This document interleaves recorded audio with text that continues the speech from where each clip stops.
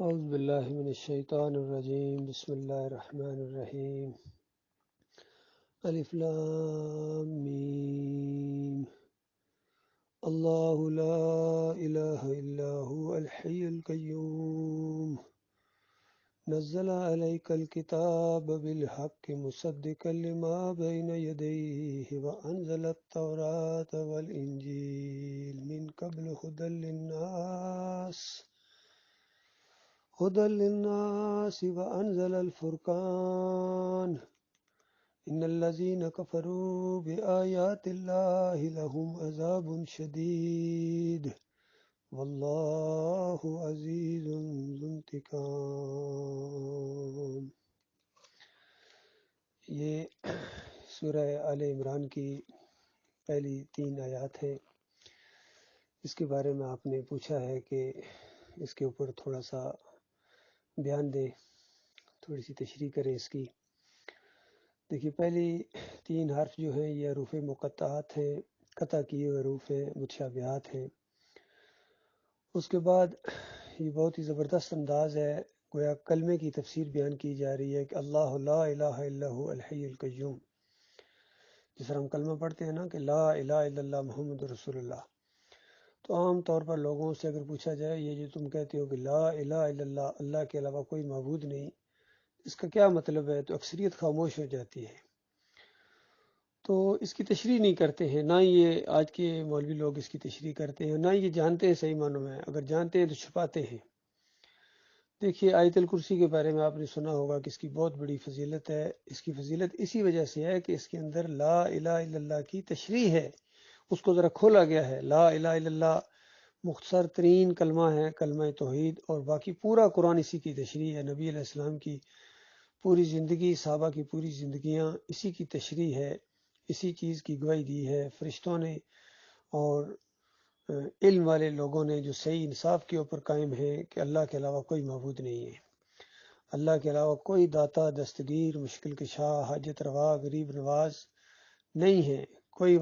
کوئی جو ہے پکار کے لائق نہیں ہے۔ جب پکار کے لائق ہی نہیں ہے کوئی، تو پھر یہ یا ابراہیم اغثنی کہنا، یا لات منات حبل کہنا، یا رسول مدد کہنا، یا علی مدد کہنا، یہ جہالت کی انتہا ہے، سب سے بڑی گمراہی ہے یہ پکاریں۔ جب اللہ کے علاوہ کوئی نظر و نیاز کے لائق ہی نہیں ہے، تو پھر یہ 11ویں 12ویں عرس اور میلے، یہاں چادریں چڑھاوے دیگیں، یہ کفر و شرک ہے، جہالت ہے۔ جب اللہ کے علاوہ کسی اور کو سجدہ جائز ہی نہیں ہے، کیونکہ الہ ہے اللہ تعالیٰ، تو پھر کسی اور کے رکوع ثابت کرنا، سجدے ثابت کرنا نبیوں ولیوں کے، یہ جہالت اور فریبکاری کی انتہا ہے۔ تو یہاں بتایا گیا اللہ الہ ہے، الحی القیوم، اس کی پہلی صفت یہ ہے کہ الحی ہے۔ اب اللہ کے مقابلے میں انہوں نے کتنے الحی بنائے ہیں بتائیے، جن کو مرنے ہی نہیں دیتے ہیں۔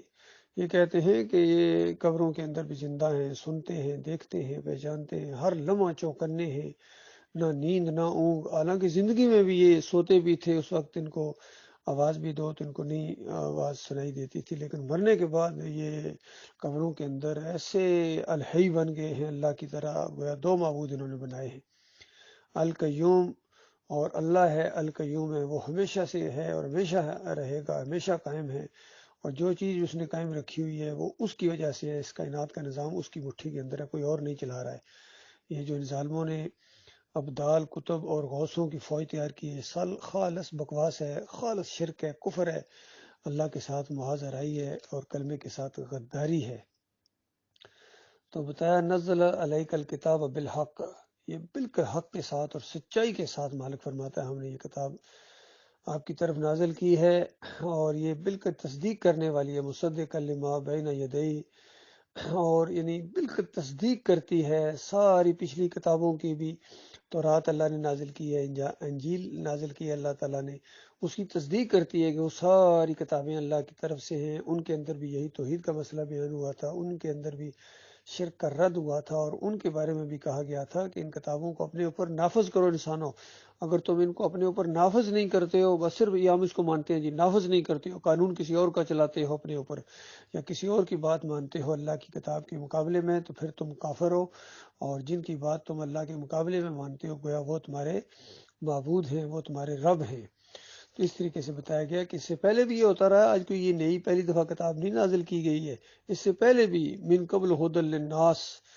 انسانوں کی رہنمائی کا اللہ تعالیٰ انتظام کرتا رہا ہے۔ کوئی لمحہ، کوئی سیکنڈ اس زمین کے اوپر ایسا نہیں گزرا ہے کہ انسانوں کو یہ نہ معلوم ہو کہ حق کیا ہے اور باطل کیا ہے۔ پہلا انسان آدم علیہ السلام جو اس زمین کے اوپر آئے ہیں، بھیجے گئے ہیں، وہ نبی بنا کر بھیجے گئے ہیں۔ اپنی اولاد کو انہوں نے ایمان کی تعلیم دی ہے اور اللہ کی وحی تھی ان کے ساتھ۔ تو پہلا انسان پورے شعور کے ساتھ اور پورے علم کے ساتھ اس زمین کے اوپر اتارے گئے۔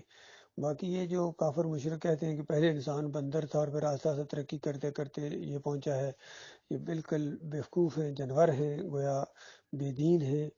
اور یہ کہنا کہ پہلے توحید مکمل نہیں تھی، آہستہ آہستہ یہ مکمل ہوئی ہے، توحید آہستہ آہستہ مکمل ہوئی ہے، جس طرح ڈاکٹر اسرار کی یہ فلسفہ ہے، تو بالکل یہ جہالت ہے۔ توحید کائنات بنانے سے پہلے بھی مکمل تھی، اللہ کی وحدانیت، فرشتوں کی پیدائش سے پہلے بھی ہمیشہ سے اللہ تعالیٰ اس کی وحدانیت ہے اور ہمیشہ وہ قائم رہے گی۔ یہ قرآن کا بیان ہے کہ بتایا وَأَنزَلَ الْفُرْقَانَ، اور اب یہ آخری کتاب آ گئی، بالکل فرق کرنے والی کتاب، کہ اگر پچھلی کتابوں کے اندر کسی نے کوئی تبدیلی کر دی ہے اور ایسی عجیب و غریب بات پیش کرتا ہے کہ عیسیٰ علیہ السلام اللہ کے بیٹے ہیں، یہ ہیں وہ ہیں، تو بالکل یہ کتاب فرق کر دے گی اور بتا دے گی کہ یہ بے ایمانوں نے اپنی طرف سے کیا، اللہ کی کتاب میں ایسی چیزیں ہو ہی نہیں سکتی ہیں۔ اور جو یہ چاہے یہ صوفیوں کے فلسفے ہوں یا یہ کفر و شرک جو آج ان بریلویوں نے، دیوبندیوں نے، اہل حدیثوں نے پھیلایا ہے، جتنے بھی یہ عقیدے ہیں اللہ کی کتاب کے اوپر رکھو گے یہ فرق کر دے گی۔ آج یہ انسانوں نے عقیدہ اپنا لیا ہے کہ انبیاء بشر نہیں ہو سکتے ہیں، یہ تو اللہ کی ذات کے ٹکڑے ہیں، یہ اللہ کے ساتھ شریک ہیں یا اللہ کے چہتے ہیں، لاڈلے ہیں۔ تو اللہ کی کتاب پر اس فلسفے کو رکھو تو بتا دے گی اللہ کی کتاب کہ دیکھو سارے انبیاء بشر تھے، آدم علیہ السلام کی اولاد تھے، اور آدم کو اللہ تعالیٰ نے مٹی سے بنایا تھا، اور سارے انسانوں کو وما خلقت الجن والانس الا لیعبدون، جنوں اور انسانوں کو مالک فرماتا ہے ہم نے اپنی بندگی کے لیے پیدا کیا ہے۔ یہ کائنات نبی علیہ السلام کے لیے نہیں بنی ہے، بلکہ نبی علیہ السلام کو اللہ نے اپنی بندگی کے لیے بنایا، سارے انبیاء کو اللہ تعالیٰ نے اپنی بندگی کے لیے بنایا ہے۔ تو یہ اللہ کی کتاب بالکل فرق واضح کر دے گی حق اور باطل کا۔ یہ کہتے ہیں حاضر ناظر ہیں اور عالم الغیب ہیں، اور جو ہے یہ سنتے ہیں مرنے کے بعد بھی، تو اللہ کی کتاب سے پوچھو، اللہ کی کتاب کہے کہ کوئی حاضر ناظر نہیں ہے، زمین اور آسمان میں کوئی غیب نہیں جانتا ہے، اور یہ اموات غیر احیاء، یہ قبروں کے اندر مردے ہیں، ان کے اندر زندگی کی رمق تک باقی نہیں ہے۔ ثم انکم بعد ذلک لمیتون ثم انکم یوم القیامت تبعثون، پھر قیامت کے دن تمہیں اٹھایا جائے گا مرنے کے بعد۔ ومن ورائہم برزخ الی یوم یبعثون، قیامت تک ایک برزخ حائل ہے، نہ وہاں سے ادھر کوئی آ سکتا ہے نہ ادھر سے ادھر کوئی جا سکتا ہے۔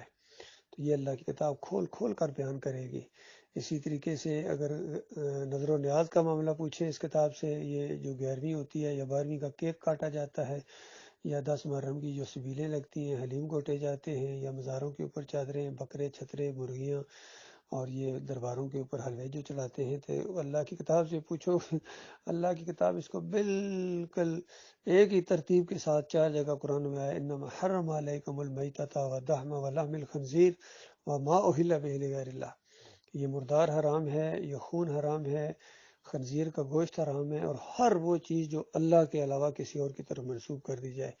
وہ پہلے چاہے حلال ہی کیوں نہ ہو، جیسے منسوب کرو گے اسی وقت وہ حرام ہو جائے گی۔ یہ بکرا جی، یہ عبدالقادر جیلانی کی 11ویں کریں گے تو یہ اسی وقت حرام ہو گیا، اب اس کے اوپر پورا قرآن پڑھ دو حلال نہیں ہو سکتا، بسم اللہ کر کے ذبح کرو تب بھی حلال نہیں ہو سکتا،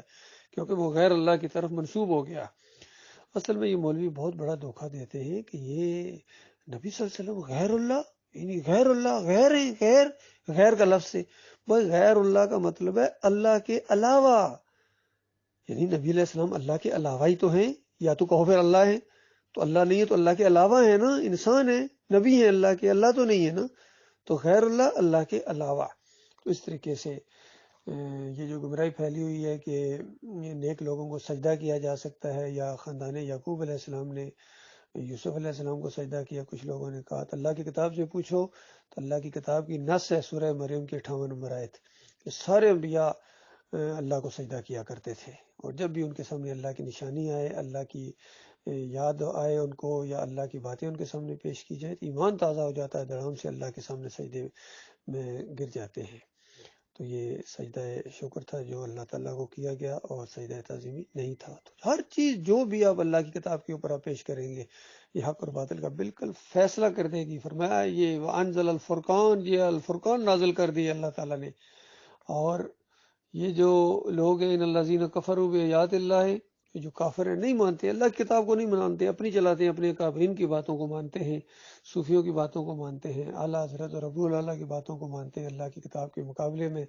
ڈاکٹر اسرار اور محمد حنیف کی باتوں کو مانتے ہیں۔ لہم عذاب شدید، بہت شدید عذاب ہے ان کے لیے۔ واللہ عزیز ذو انتقام، وہ بڑی قدرت والا رب ہے اور وہ انتقام لینے والا ہے، وہ تم سے انتقام لے گا۔ نہ شکرو، ایمان کے غدارو، ایمان کی ناقدری کرنے والوں، مالک کی بات کو پیچھے کر کے اپنے علماء کی بات کو آگے لانے والوں، تمہیں اللہ چھوڑنے والا نہیں ہے۔ اس انداز سے یہ سورہ آل عمران کے شروع میں یہ باتیں بیان کی گئی ہیں۔